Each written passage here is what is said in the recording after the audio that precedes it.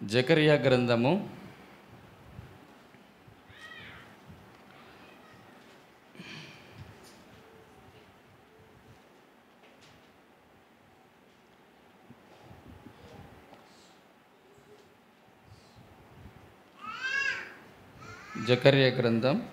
3వ అధ్యాయం. జకర్యా గ్రంథం 3వ అధ్యాయము 7వ వచనం మనం కలిసి చదువుకుంటాం. జకర్యా 3వ అధ్యాయం 7వ వచనం మనమందరము కలిసి బిగ్గరగా చదువుకుంటాం. సైన్యములకు అధిపతియగు యెహోవా సెలవిచ్చినదేమనగా, నా మార్గములో నడుచుచు నేను నీకు అప్పగించిన దానిని భద్రముగా గైకొనిన ఎడల నీవు నా మందిరము మీద అధికారివై నా ఆవరణములు కాపాడబడబగుదువు. మరియు ఇక్కడ నిలవబడు వారికి కలిగినట్లు నా సన్నిధిని నిలుచు భాగ్యము నీకు ఇత్తును. నా సన్నిధిని నిలుచు భాగ్యమును నీకిత్తును. ప్రార్థన. పరిశుద్ధుడైన తండ్రి, నీ పరిశుద్ధ నామానికి స్తోత్రాలు. మరొక మా నీ పాద సన్నిధికి వస్తున్నాం. దేవా ప్రభా, అనుగ్రహించిన శ్రేష్టమైన సమయాన్ని బట్టి మేము స్తుతిస్తూ ఆరాధిస్తూ ఉన్నాం. ఇంతవరకు పాటల ద్వారా మీరు మహిమ పొందుకున్నారని నమ్ముతున్నాం. చేరి వచ్చిన బిడ్డలతో ప్రభా మీరు మాట్లాడండి, సహాయం చేయండి, మాటలను అందించండి. నీ నోరు తెరుము, నీ నోటిని నింపుతునని నువ్వు వాగ్దానం చేసిన మాటని ప్రభా క్లెయిమ్ చేసుకుంటూ, దేవా ప్రభా తండ్రి, నీ దాసుని నన్ను నీ సిలువ చాటును మరుగుపరుచుకొని బలహీనుడైన నన్ను బలపరుచుకొని నీ మహిమ కొరకు నాయన వాడుకోమని వేడుకుంటూ, ఆయన ఆశీర్వాదకరంగా ప్రభా జరుగునట్లు కృపను అనుగ్రహించమని, మీరే మహిమ ఘనత ప్రభావాలు పొందుకోమని నజరైన యేసు నామమున ప్రార్థించి అడిగిపెడుచున్నాం తండ్రి. ఆమేన్.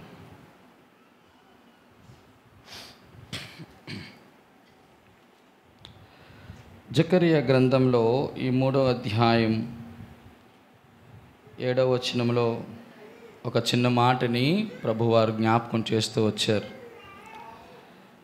అదేమిటి అంటే, నా సన్నిధిని నిలుచు భాగ్యమును నీకు ఇత్తును. నీకు ఇత్తును.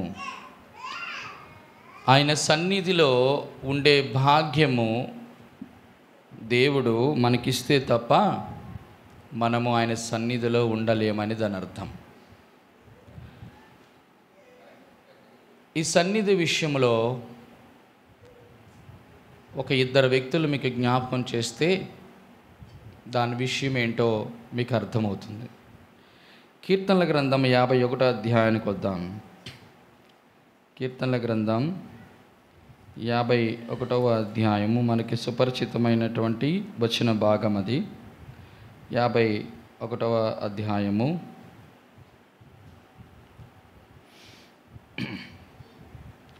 కీర్తనల గ్రంథం 51వ అధ్యాయము 11వ వచనం. నీ సన్నిధిలో నుండి చాలు నన్ను త్రోసి వేయకము. నీ సన్నిధిలో నుండి నన్ను త్రోసివేయకమని దావీదు భక్తుడు ప్రార్థన చేస్తున్నట్టుగా మనం చూస్తాం. రండి, ఆదికాండ గ్రంథం 4వ అధ్యాయం. ఆదికాండ గ్రంథం 4వ అధ్యాయం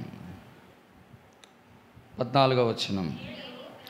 నేడు ఈ ప్రదేశము నుండి నన్ను వెళ్ళగొట్టితివి, నీ సన్నిధికి రాకుండా వెలివేయబడి దిగులుపడుచు భూమి మీద దేశ దిమ్మరనై యుందును. చాలు.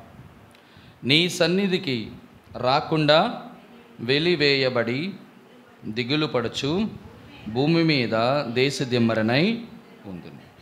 3 చక్కటి వచన భాగాలు మనం చదువుకున్నాం. పరిశుద్ధాత్మదేవుని యొక్క వినికుడిలో ఆయనే తన అదృశ్యస్తము ఈ వాక్య వచన భాగముల మీద ఉంచి మనతో మాట్లాడునుగాక.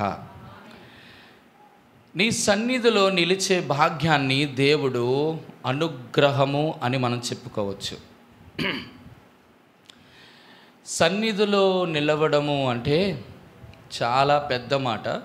దాన్ని మనం చాలా ఈజీగా అర్థమైనట్టుగా నేను చెప్పడానికి ప్రయత్నం చేస్తాను.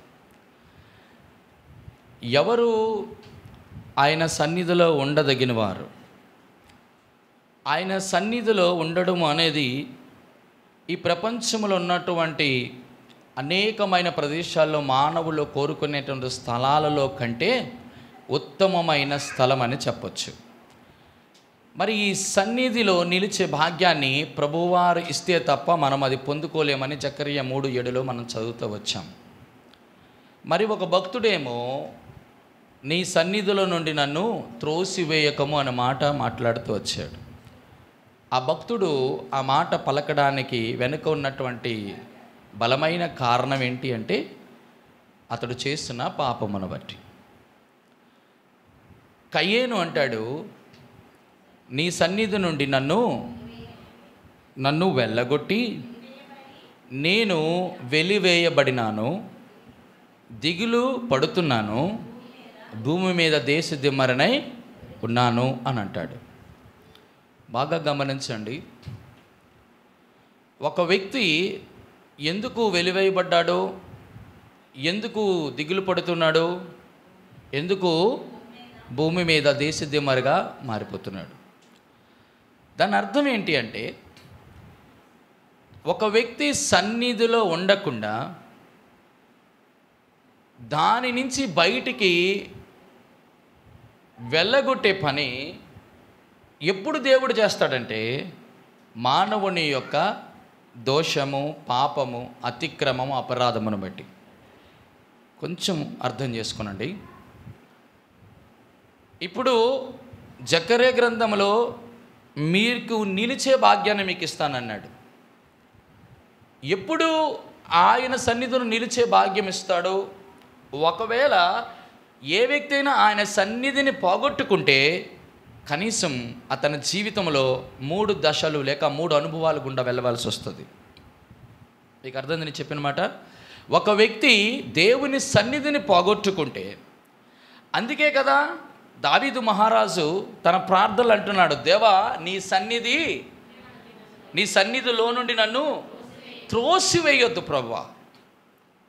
ఏమీ అడగలా, గొప్ప ఏమీ అడగలా, కానీ ఒక్కటి మాత్రమే అడిగాడు. ఏమడిగాడంటే, నీ సన్నిధిలో నుండి నన్ను త్రోసివేయొద్దు. మానవుడు ఎందుకు దేవుని సన్నిధిలో నుంచి త్రోసివేయబడ్డాడు? కారణం ఒక మాటలో చెప్పాలంటే దేవుడు చెప్పిన మాట వినకపోవడం, ఆజ్ఞ అతిక్రమం, పాపం చేయడం. ఆ కారణం చేత 3 అనుభవాలు గుండా వెళ్ళవలసి వచ్చింది. ఏ వ్యక్తి 3 అనుభవాలు గుండా వెళ్ళాల్సి వస్తుంది అంటే, ఏ వ్యక్తి అయితే దేవుని సన్నిధిలో నుండి వెళ్ళగొట్టబడతాడో, త్రోసివేయబడతాడో, నెట్టబడతాడో, ఈ 3 అనుభవాలు ఒక అద్భుతమైన ప్రవక్త జీవితంలో జరిగాయి. చూడండి, యోనా గ్రంథాన్ని మీకు జ్ఞాపకం చేస్తాను. ఆ యోనా గ్రంథంలో ఒక చక్కటి మాటలు మనకు దేవుడు చెప్తాడు. చూడండి ఆ మాట. యోనా గ్రంథం 1:3. 1:3. అయితే యెహోవా సన్నిధిలో నుండి తర్షీషు పట్టణంకు పారిపోవలనని. చాలు. ఎక్కడ? తర్షీషు పట్టణం. ఎక్కడి నుంచి? యెహోవా అనగా దేవుని సన్నిధిలో పారిపోయినవాడు. రెండవది యోనా గ్రంథం 2:4. నీ సన్నిధిలో నుండి నేను వెలివేయబడినాను అంటే అర్థం ఏంటి? వెలివేయబడిన జీవితం. 3 యోనా గ్రంథం 1:3 ఆఖరి వరుస. యెహోవా సన్నిధిలో నిలవక. చాలు. ఎన్ని విషయాలు ఇక్కడ చెప్పబడ్డాయి అంటే 3. మొదటిది యెహోవా సన్నిధిలో నుండి పారిపోవడము, యెహోవా సన్నిధిలో నుండి నిలవలేకపోవడము, యెహోవా సన్నిధిలో నుండి వెలివేయబడడం. విచిత్రం చెప్పనా? ఎందుకు పారిపోవలసి వచ్చింది? ఎందుకు నిలవలేక ఉండవలసి వచ్చింది? ఎందుకు వెలివేయబడవలసి వచ్చిందంటే దేవుడు ఒక మాట చెప్పాడు, ఆ మాటని అంగీకరించకుండా తిరస్కరించి దేవునికి అవిధేయత చూపించడం వల్ల వెళ్ళిపోతున్నాడు. సేమ్ ఎగ్జాక్ట్గా యోనా లాంటి అనుభవం మనది కూడా, దావీదు లాంటి అనుభవం మనది కూడా, కయ్యేను లాంటి అనుభవం మనది కూడా. అందుకే జకర్యా గ్రంథములు అన్నాడు, నా సన్నిధిలో అందరినీ నేను నిలిచే భాగ్యాన్ని నేను ఇవ్వను.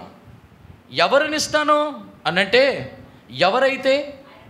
ఎవరైతే చెప్పండి, ఒక మాట, దేవుని మాట వినకపోవడం వల్ల వచ్చే 3 అనుభవాలు ఏంటి? మొదటిది, వెలివేయబడ్డాడు కయ్యను. 2, త్రోసివేయబడ్డాడు లేక దిగులు పడేటువంటి అనుభవంలోకి వచ్చాడు. 3, దేశదిమ్మరై తిరుగుతున్నాడు. ఈ 3 అనుభవాలు మనం కరెక్ట్గా అర్థం చేసుకుంటే, మన పితరుడైనటువంటి ఆదాము చేసినటువంటి పాపం కయ్యనులోకి వచ్చింది. కయ్యనులో నుంచి ఇప్పుడు ప్రపంచ మానవాళిని ఏలుతుంది. యేసు ప్రభు దగ్గరికి రాక మునుపు, యేసు ప్రభుని ఎరగక మునుపు ఈ వెలివేయబడడం, ఈ దిగులు పడడం, ఈ యొక్క దేశ దిమ్మరత్వం కూడా దేవుడు 3 అనుభవాలు జ్ఞాపకం చేస్తున్నాడు. ఏమిటి? యెహోవా సన్నిధిలో నుంచి వెలివేయబడినప్పుడు మన పరిస్థితి ఎలాగుంది అంటే, మొట్టమొదటిది వెలివేయబడినాం. ఏంటట? దేవుని సన్నిధి నుంచి దేవుడు త్రోసివేసినప్పుడు, నెట్టివేసినప్పుడు, వెళ్ళగొట్టినప్పుడు మొట్టమొదటి ప్రతి మానవుని యొక్క అనుభవం ఏంటంటే వెలివేయబడినాం. వెలివేయబడ్డం అంటే దాని అర్థం ఏంటో తెలుసా ప్రియమైన వాళ్ళారా? ఎప్పుడు వెలివేస్తారు చెప్పండి. ఉదాహరణకి గ్రామములో ఒక కట్టడ నియమించారనుకుందాం, ఒక శాసనము నియమించారనుకుందాం. ఒకవేళ ఆ కట్టడకి, ఒక శాసనానికి వారు లోబడకపోతే గ్రామస్తులందరూ కూడా ఆ కుటుంబాన్ని లేక ఆ వ్యక్తిని ఏం చేస్తారు? వెలివేయడం అంటే బహిష్కరించడం. అంటే దాని అర్థం ఏంటంటే, ఇక్కడి నుంచి ఈ వ్యక్తికి ఈ గ్రామముతో కానీ, ఈ మనుషులతో కానీ, ఈ యొక్క వ్యక్తిత్వాలతో కానీ ఎటువంటి సంబంధము లేదు. ఇది వెలివేయబడడం అంటే. దాని అర్థం, కయ్యేను నుంచి వచ్చినటువంటి, ఆదాము నుంచి వచ్చినటువంటి కేవలం ఒక పాపము ద్వారా మానవ జీవితం అంతా కూడా దేవుని సన్నిధి నుంచి వెలివేయబడడం అంటే అర్థం ఏంటంటే, దేవుడికి మానవుడికి మధ్య ఉన్నటువంటి ఏంటట సంబంధం తెగిపోయింది. అంటే దాని అర్థం, నెట్టబడినాడు, వెలివేయబడినాడు, బయటికి త్రోసివేయబడాడంటే నాకు నీకు ఎటువంటి సంబంధం లేదు. మొట్టమొదటిది, సన్నిధిలో అనగా దేవుని యొక్క సన్నిధిని పోగొట్టుకున్న మన జీవితంలో దేవునితో ఉండేటటువంటి ఆ యొక్క భాగ్యాన్ని మొట్టమొదట మనం కోల్పోవడంలో కీలక పాత్ర ఏది వహించిందంటే పాపం అని చెప్పాను కదా. ఆ పాపం ద్వారా మనం ఏమైనామంటే దేవునితో సంబంధం కోల్పోవడం అంటే దేవుని నుంచి చాలా దూరం అయిపోయాం, త్రోసివేయబడ్డాం, వెళ్ళగొట్టబడ్డాం, నెట్టివేయబడ్డాం. ఆ కారణం చేత దేవునికి మానవునికి మధ్య ఉన్న సంబంధం ఏమైపోయింది? తెగిపోయింది. మొదటి మాట వెలివేయబడినాం. రెండవది, కయ్యాను చేసినటువంటి మాట చూడండి. దేవా, నీ సన్నిధి నుంచి నేను వెళ్ళగొట్టిన తర్వాత నేను వెలివేయబడడం మాత్రమే కాదు, రెండవది ఇప్పుడు నేను దిగులు పడుతున్నాను. దిగులు పడటం అంటే అర్థం ఏంటి? ఏమండి, దిగులు పడుతున్నావు. ఏనానా దిగులు పడుతున్నావు? ఏం బిడ్డ దిగులుగా ఉన్నాం? ఎప్పుడు ఈ మాట వస్తుందో చెప్పనా? ఎందుకు వస్తుందంటే నేను చెప్తానా, సమయం అయిపోతుంది కాబట్టి. మొదటిది ఏంటంటే, కష్టాలు పెట్టరేగిపోతున్నప్పుడు. అంటే ఈ కష్టం తర్వాతైనా నాకు సుఖం దొరుకుతుంది అనుకుంటాడు, కానీ సుఖము దొరకదు. రెండోది, నష్టము వెంబడి నష్టము అనుభవిస్తున్నప్పుడు, జీవితంలో ఎవరు పట్టించుకోకుండా ఒంటరితనంగా మిగిలిపోతున్నప్పుడు,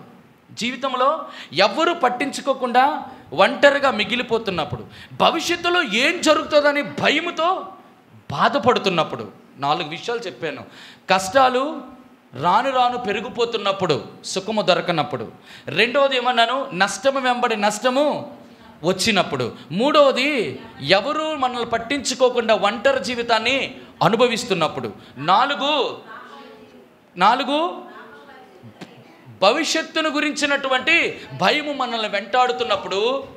ప్రతి మనిషి హృదయములో, మనస్సులో కలిగే వేదన ఉంటుంది చూసారా, ఆ వేదననే దిగులు అంటారు. ఏమంటారు? అమ్మ విన్నారా ఈ మాట? అటువంటి పరిస్థితిలో మనం వెళ్ళిపోయాం. అంటే అర్థం ఏంటో తెలుసా? ఏ మనుషులైతే ఈ 4 లేక ఈ 5 అనుభవాలు గుండా వెళ్తాడో వాడి జీవితంలో ఏముండదంటే సంతోషము దూరం అయిపోతుంది.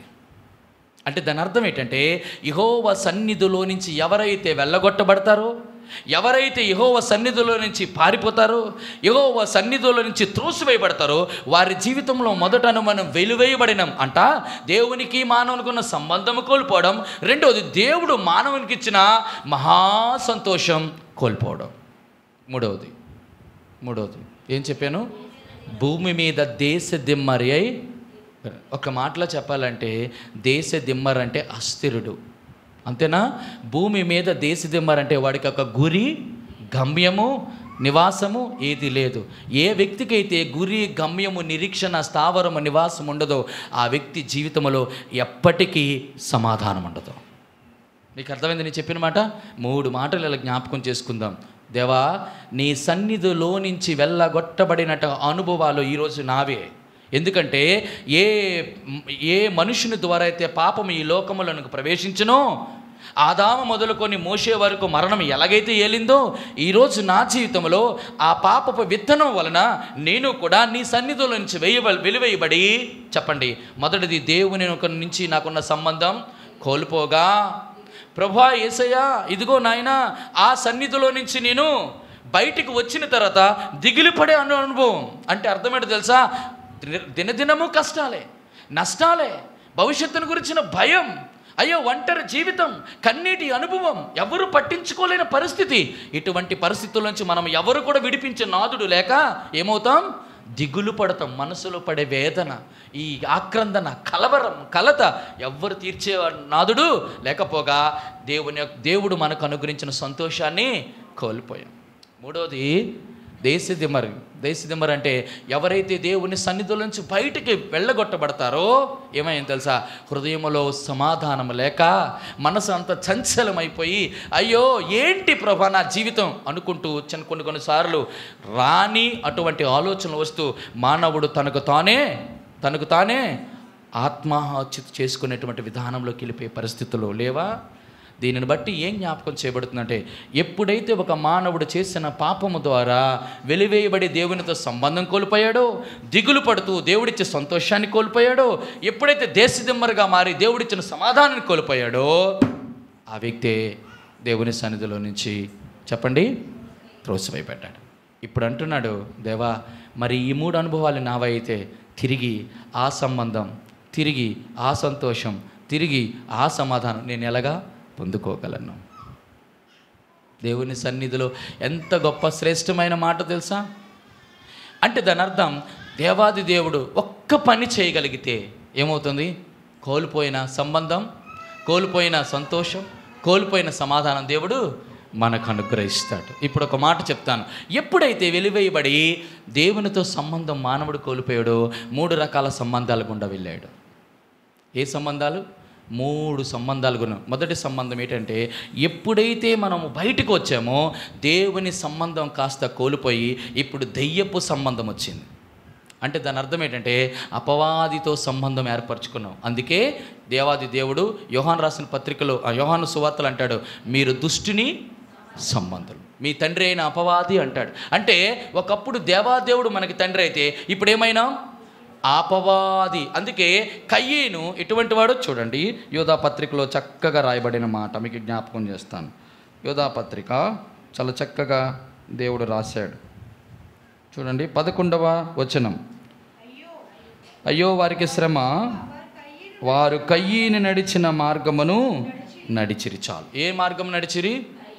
ఈ కయ్యేను కూడా ఎటువంటి సంబంధమో 1 యోహాను రాసిన పత్రికలో అనుకుంటా, చూడండి 3వ అధ్యాయం 12వ వచనం. మనము కయ్యేను వంటి వారమై ఉండరాదు, వాడు దుష్టుని సంబంధి తన సహోదరుని చంపాను. అంటే దాని అర్థం ఏంటంటే, ఎవరైతే దేవుని సన్నిధిని పోగొట్టుకున్నారో ఆ దేవుని సన్నిధిని పోగొట్టుకున్నటువంటి కయ్యేను అనుభవం కూడా మనదే. ఇప్పుడు ఏమైపోయాం తెలుసా? దేవునితో సంబంధం కోల్పోయి ఎవరి సంబంధం? దుష్టుని సంబంధం అయిపోయాం. ఎప్పుడైతే దుష్టుని సంబంధం అయిపోయిందో చూడండి 1 యోహాను రాసిన పత్రిక ఒక చక్కటి మాట మీకు జ్ఞాపకం చేస్తాను. ఒక చక్కటి మాట. అదే 1 యోహాను రాసిన పత్రిక 5వ అధ్యాయం 19వ వచనం. మనము దేవుని సంబంధులమనియు లోకమంతయు దుష్టుని యందు ఉన్నదని. ఇప్పుడు ఏం చెప్పండి? లోకమంతయు దుష్టుని యందు ఉన్నాం. దేవునితో సంబంధం కోల్పోతే దుష్టుని సంబంధంలోకి వచ్చాం. దుష్టుని సంబంధముగా దుష్టుని యొక్క సంబంధంలోనికి మనం వస్తే మరి ఇప్పుడు ఎవరి సంబంధంలోకి అయిపోయినాం? లోకమంతయు దుష్టుని సంబంధం. ఇప్పుడు లోకము దుష్టుని సంబంధం అయితే మనం ఇప్పుడు ఏ సంబంధం పెట్టుకున్నాం? లోక సంబంధులు. దుష్టుని సంబంధులు, లోక సంబంధులు. చాలు, నేను ఇంక ఎక్కువ చెప్పలేని సమయం అయిపోతుంది. అంటే దాని అర్థం ఏంటంటే మనము దుష్టునితో సంబంధము, లోకముతో సంబంధం. ఇంకో చెప్పనా, లోకములో ఉన్నవేంటి చూడండి. మొదటి యోహాను రాసిన పత్రిక చూడండి. మొదటి యోహాను రాసిన పత్రిక 2వ అధ్యాయము 15 వచనం. ఈ లోకములో నేను లోకములో ఉన్న వాటిని నేను ప్రేమింపకూడదు. ఎవడైనా లోకం ప్రేమించు తండ్రి ప్రేమ వాళ్ళలో ఉండదు. లోకములో ఉన్నదంతయు శరీరాశ. అంటే ఏ సంబంధులు? శరీర సంబంధం. అయ్యో, ఎంత దారుణం కదా. ఒక్క దేవుని సన్నిధిలోంచి వెలివేయబడిన మన జీవితంలో దేవునితో సంబంధం కోల్పోయిన కారణం చేత ప్రతి మానవుడు దుష్టుని సంబంధిగా, లోక సంబంధిగా, చెప్పండి, శరీర సంబంధిగా మారిపోయాడు. అందుకే ఈ 3 మనకి శత్రువులు అయిపోయినాయి. దుష్టుడు శత్రువు, లోకము శత్రువు, మన శరీరమే శత్రువు అయిపోయింది. ఇప్పుడు ప్రభువుని అడుగుదాం, దేవా మరి ఈ శరీరము నుంచి, ఈ లోకంలో నుంచి, మరి దుష్టుని నుంచి నన్ను ఎవరు విడిపిస్తారు? విడిపించగలిగితేనే మనం మరలా తిరిగి దేవునితో. అందుకే ఏం చేస్తాడో తెలుసా? దేవునితో తిరిగి సంబంధం కలపడం కొరకు, మానవుడిని దేవునితో సంబంధం కలగడం కొరకు యేసుక్రీస్తు ప్రభువారు తిమోతికి రాసిన పత్రిక పరిశుద్ధాత్మ ప్రేరణ ద్వారా పౌలు రాస్తాడు తిమోతికి, దేవుడు ఒక్కడే మనిషికి, చెప్పండి, దేవునికి మధ్యవర్తి ఒక్కడే, ఆయన క్రీస్తు యేసు అను నరుడు. ఎంత గొప్ప దేవుడు చూసారా?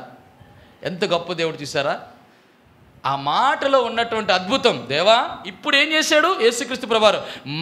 మన విషయంలో ఆయన మధ్యత్వం తీసుకొని అటు దేవునికి, ఇటు మానవులకి, అటు దేవుని చెయ్య, ఇటు మానవుని చెయ్యి పట్టుకొని మనల్ని కలిపాడు. ఎలా కలిపాడు? ఉత్తునికే కలిపిలే, చేయి పట్టుకొని ఈ చేయి పట్టుకొని కలపల. తన అర్థం ఏంటో తెలుసా? లోకము నుంచి, శరీరము నుంచి, దుష్టుల నుంచి విడిపించడం కొరకే ఏం చేశాడో తెలుసా? క్రయమును చెల్లించాడు. సంబంధం అంత ఈజీగా రాదు. ఏ సంబంధం చెప్పండి? ఏ సంబంధం? దేవుని సంబంధం. దేవునితో మరలా సంబంధము కలపాలంటే ఖచ్చితంగా మరలా ఏమవ్వాలి? క్రయమును చెల్లించాలి. ఆ క్రయము మన ప్రభువైన యేసుక్రీస్తు వారు ఆ సిలువలో మీ కొరకు, నా కొరకు, మనందరి కొరకు కార్చాడు. అందుకే మునుపు దూరస్థులమై ఉంటమి, ఇప్పుడు క్రీస్తు సిలువ చేత ఆయన రక్తము వలన దేవునితో సంధి. చూడండి, ఎఫెసీయులకు రాసిన పత్రిక చూడండి, మీకు అర్థమైంది అనుకుంటాను. ఎఫెసీయులకు రాసిన పత్రిక 2వ అధ్యాయం. ఆ కాలమందు అయినను మినుపు దూరస్థులమై మీరు ఇప్పుడు క్రీస్తునందు, క్రీస్తు రక్తము వలన సమీపస్థులై ఉన్నారు. రక్తము వలన అంటే అర్థం ఏంటంటే, రక్తం ఎప్పుడు చిందింపబడుతుంది? రక్తం ఎప్పుడు చిందింపబడుతుంది? రక్తము పోయిందంటే అర్థం ఏంటి? ప్రాణం పోయింది. నీ కొరకు, నా కొరకు మన రక్షకుడైన యేసుక్రీస్తు ప్రభువారు ఆ కలువరి సిలువలో తన ప్రాణమును, విలువైన రక్తమును కార్చుట చేత ఇప్పుడు ఏమయ్యామంటే, కయ్యేని నుంచి వచ్చినటువంటి మొట్టమొదటి వెలివేయబడిన అనుభవంలో నుంచి ఇప్పుడు ఎక్కడికి వచ్చామంటే క్రీస్తుకు ఎలాగైపోయినాం? సమీపవస్తులు. అందుకే జకర్యా గ్రంథం 3వ అధ్యాయం 7వ వచనంలో నా సన్నిధిలో నిలుచు భాగ్యమును. ఎప్పుడు భాగ్యం వచ్చిందో తెలుసా?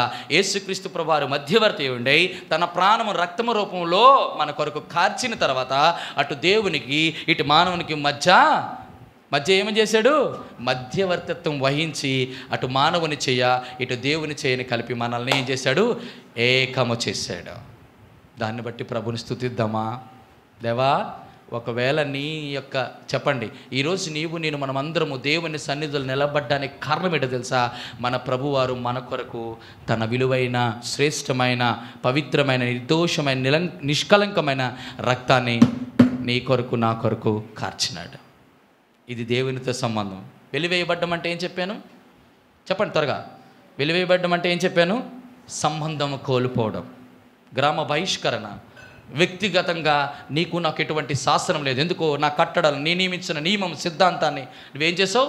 తిరస్కరించావు, త్రోసిపుచ్చావు. కాబట్టి నీవు వెలివేయబడ్డావు, నువ్వు దూరం అయిపోయిన నిన్ను ఏం చేశాడు? ఎక్కడికి అయిపోయావు? మనం ఎప్పుడైతే దేవుని సంబంధాన్ని కోల్పోయామో దుష్టుని సంబంధంగా మారిపోయాము. దుష్టుడు ఏం చేస్తున్నాడు? లోకమంతయు దుష్టుని సంబంధం అంటే లోక సంబంధంగా మారిపోయాము. లోకంలో ఏముంది? శరీరాశ, నేత్రాశ అంటే శరీరానుసారంగా మారిపోయాం. అంటే దుష్టుని యొక్క సంబంధం, లోక సంబంధం, శరీర సంబంధులు, ఈ మూడిటిని ఏకంగా చేస్తే అవే మన జీవితాలకు శత్రువు. ఆ శత్రువుల్ని దేవుడు ఏం చేశాడు? ఆయన సిలువ దగ్గర చెప్పండి ఏం చేశాడు? తన కాళ్ళతో త్రొక్కి చెప్పండి దాన్ని చంపి విజయాలుగా మనం చేశాడు. మన శత్రువులు మన మీద చెప్పండి అటాక్ చేయడానికి నీకు అధికారం లేదు. అవునా కదా? అపవాదిని, శరీరాన్ని, చెప్పండి ఇంకా లోకాన్ని, అంతేనా? లోకంలో మీకు శ్రమ కలుగుతుంది, శరీరం ద్వారా మనకు శ్రమ కలుగుతుంది, అపవాది నుంచి శ్రమ కలుగుతుంది. అయినప్పటికీ కూడా అంటాడు, నేను లోకమును జయించాను, నేను శరీరాన్ని జయించాను, నేను అపవాదిని జయించాను. ఇప్పుడు మీరు నా సంబంధులు. ప్రభువుని బట్టి స్తుతిద్దాం. దేవా, నువ్వు నా కొరకు కార్చిన ఆ విలువైన రక్తం ద్వారా తిరిగి దేవునితో నాకు సంబంధము కలిపావు, నీకు స్తోత్రాలు. రెండోది ఏంటంటాడు? చెప్పండి. వెలివేయబడి దిగులు పడుతూ. దిగులు అంటే ఏం చెప్పాను మీకు?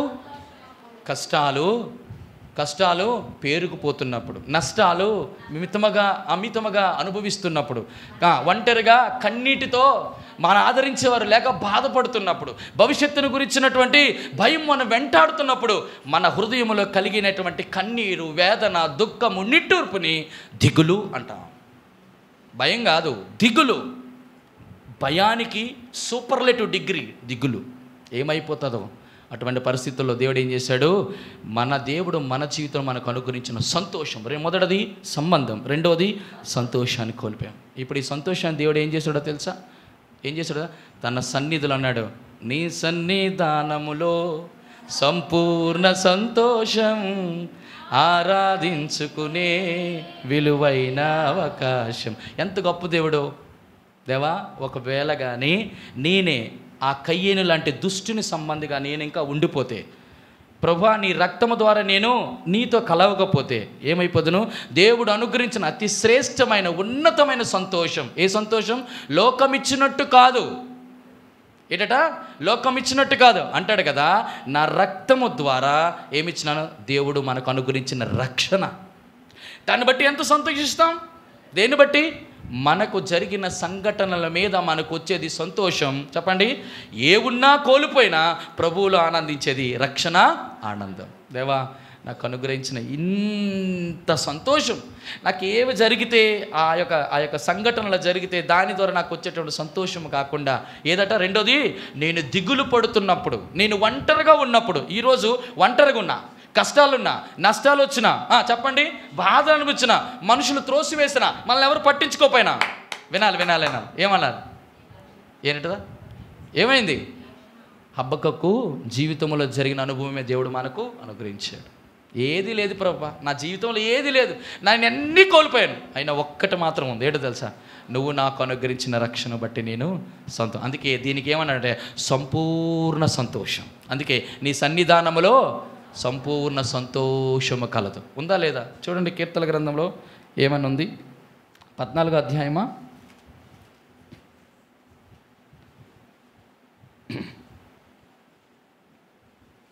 16వ అధ్యాయం 11వ వచనం. 16-11. జీవ మార్గమును నీవు నాకు తెలియజేసేదవు, నీ సన్నిధిని సంపూర్ణ సంతోషము కలదు. ఏముంది?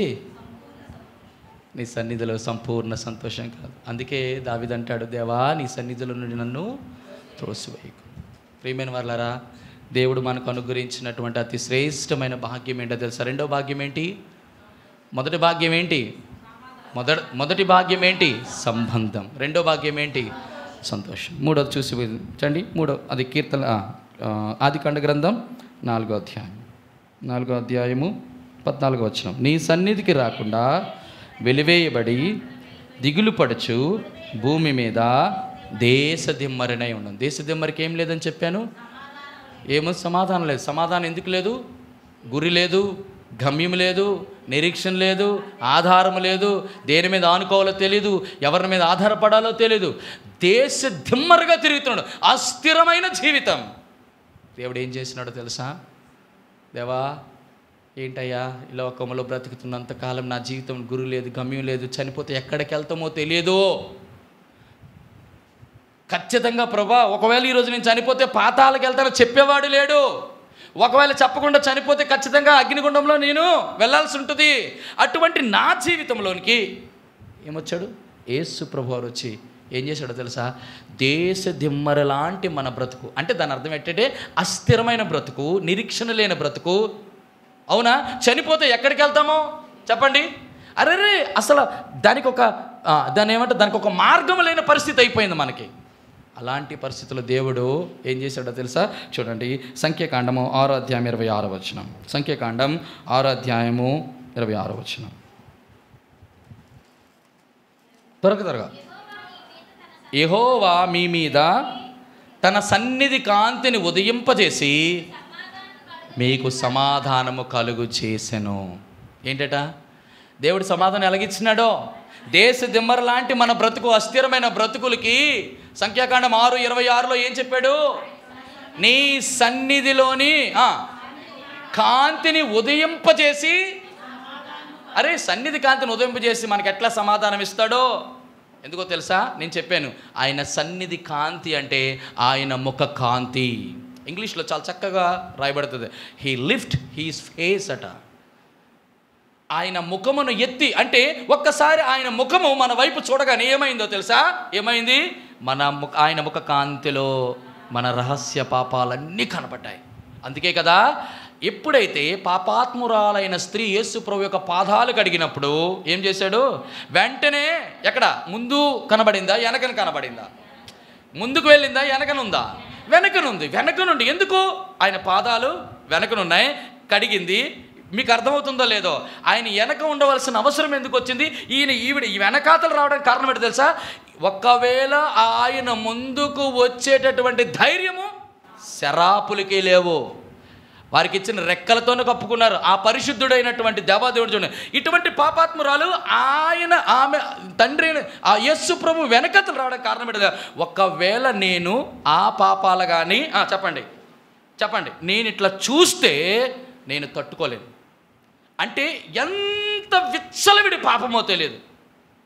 అయితే దేవాది దేవుడు తను చేసినటువంటి ఆ చక్కటి 5 కార్యాలు బట్టి ఒక మాట అన్నాడు, నీ విశ్వాసమే నిన్ను రక్షించెను, సమాధానము గలదానవై ఇంటికి వెళ్ళు. సమాధానం ఎప్పుడు వచ్చిందో తెలుసా? ఆయన ముఖ కాంతిలో మన రహస్య పాపాలన్నీ కనబడినప్పుడు ఏం చేస్తాడంటే దేవుడు వెంటనే మన పాపాలన్నిటినీ కడిగి మన హృదయములో కోల్పోయిన సమాధానాన్ని. చెప్పండి, దేశదిమ్మరంటే వాడి ఆలోచనలు, వాడి పద్ధతులు, వాడి యొక్క వ్యవహారాలు మామూలుగా ఉండవు. ఎలాగ అస్థిరమైన బ్రతుకు అయిపోయింది. ఆ బ్రతుకుని దేవుడు స్థిరపరిచి కోల్పోయిన సమాధానం తిరిగి దేవుడు అనుగ్రహించాడు. ఇప్పుడు చెప్పండి, నీ సన్నిధిలోని నేను రాకుండా వెలివేయబడి దిగులు పడుతూ చెప్పండి, దేశదిమ్మరుగున్న నా జీవితంలో నీతో సంబంధం, మీరు నాకు అనుగ్రహించిన సంతోషం, ప్రభువా నాకు అనుగ్రహించిన సమాధానం నేను కోల్పోయిన కారణం చేత నా యేసుక్రీస్తు ప్రభువారు చేసిన ఒకే ఒక్కటి చేశాడు. ఏం చేశాడు చూడండి, కొలస్సీలు రాసిన పత్రికలో ఒక చక్కటి మాట రాయబడుతుంది. కొలస్సీలు రాసిన పత్రిక మొదటి అధ్యాయం 21వ వచనం. మరియు గతకాలమందు దేవునికి దూరస్థలము నీ దుష్క్రియల వలన మీ మనసులు విరోధ భావం గల వారై ఉండిన మిమ్మను కూడా చూడండి, తన సన్నిధిని పరిశుద్ధులుగాను నిర్దోషులుగాను నిరపరాధులుగా నిలవబెట్టుటకు ఆయన మాంసయుక్తమైన దేహమందు మరణము వలన ఇప్పుడు మిమ్మను సమాధానపరచము. సమాధానం ఎట్లొచ్చిందో తెలిసిన ప్రియమైన వర్లారా, ఎలా చేసింది? మాంసయుక్తమైన తన దేహమందు చెప్పండి, కొట్టబడి, చీల్చబడి, నెట్టబడి, వెలివేయబడి, చెప్పండి, త్రోసివేయబడి, తృణీకరించబడి, విసర్జింపబడి ఆఖరికి తన ప్రాణాన్ని మనకు అనుగ్రహించాడు. ఎందుకో తెలుసా? తన సన్నిధిలో పరిశుద్ధులుగా, నిర్దోషులుగా, నిరపరాధులుగా నిలబెట్టడానికి. దేవుడు ఆ విధముగా దేవుడు మనకేమిచ్చాడు? తండ్రితో దేవుని యొక్క సమాధానాన్ని, లేక దేవుడు మనకు ఇచ్చిన సమాధానం హృదయంలో. అందుకే క్రీస్తు చెప్పండి, క్రీస్తు యొక్క సమాధానమును మీ హృదయములో ఏలుచుండనేడు. ఏ యొక్క సమాధానం అయితే మానవుడు కోల్పోయాడో యేసుక్రీస్తు ప్రభువారిన ఆ గొప్ప పుణ్య కార్యము ద్వారా ప్రపంచ మానవాళ్ళందరూ నీకు నాకు ఆ సమాధానం దేవుడు అనుగ్రహించాడు. ఇప్పుడు వెలివేయబడలేదో, దిగులు లేదు, దేశ దిమ్మరత్వం లేదు. ఇప్పుడు అంటాడు జకర్యా గ్రంథం 3:7 చెప్పబడిన మాటను చదువుకొని మనం ఆరాధనలోకి వెళ్ళిపోతాం. చూడండి చక్కటి మాట చదువుతారా? జకర్యా గ్రంథం 3:7 మనం అందరం కలిసి చదువుకుంటాం. సైన్యములకు అధిపతియగు సెలవిచ్చినదేమనగా, నా మార్గములు నడుచుచు నేను నీకు అప్పగించిందని భద్రముగా గైకొనీడలా నీవు నా మందిరం మీద అధికారమైన ఆవరణములు కాపాడదు, మరియు ఇక్కడ నిలవబడి వారికి కలిగినట్లుగా. ఎవరికి? ఇక్కడ నిలబడిన వారికి కలిగినట్లుగా. మనము దేవుని సన్నిధిలో నిలవడానికి మనం ఎటువంటి అర్హత లేదు, అధికారము లేదు. అటువంటి మనకి దేవుడు నా సన్నిధిలో నిలిచే భాగ్యాన్ని ఇస్తాడు. ఈ 3 అనుభవాలు నావి అయితే అట్టి రీతిగా ప్రభువా నువ్వు నాకు అనుగ్రహించినటువంటి నీ సన్నిధిలో నిలిచే భాగ్యాన్ని బట్టి మిమ్మల్ని స్తుతిస్తూ ఆరాధిస్తానని ప్రభు పాదాల దగ్గర ఆరాధన చేయుదుముగాక. ఆమేన్. రండి.